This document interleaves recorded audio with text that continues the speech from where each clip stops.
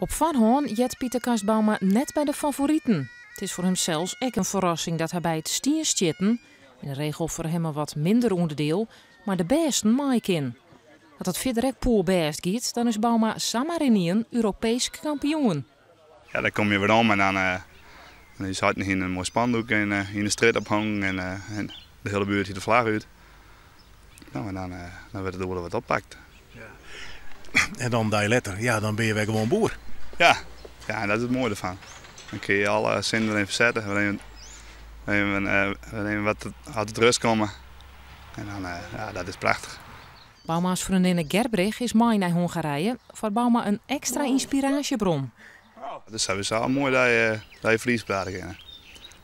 Dat is sowieso al dat je jongens delen kennen hoe het gang is en dat hij je aanmoedigt. En ik wil dat ik voor haar schitteren natuurlijk. En ja, daar doe je het af voor. Je probeert hem te ondersteunen en gruts voor hem te wezen. En ja, je staat naast hem zitten. Het is zijn hobby en zijn, ja, hij haalt daar zijn kracht uit en hij vindt het mooi. Dus ja, dan sta je erachter. Het succesverhaal krijgt nog een vervolg. Bauma is uitnodigen voor de wereldkampioenschappen in Amerika. 6 en 7 augustus zit ik in Spokane, in Washington State in Amerika. Dus dan zijn we daar is het beste in de man. En hoe lezen de kansen dan?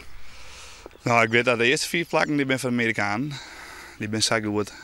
Die zitten in de proef aan. Het feit dat daar steen mooi en van Nederland uitkomen mooi, Friesland zelfs, dat is ja, schitterend.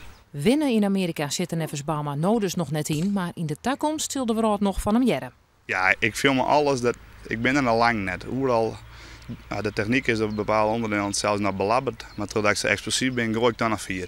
Dus als ik dat onder de knibbel rijd, dan gaat het verschrikkelijk mal.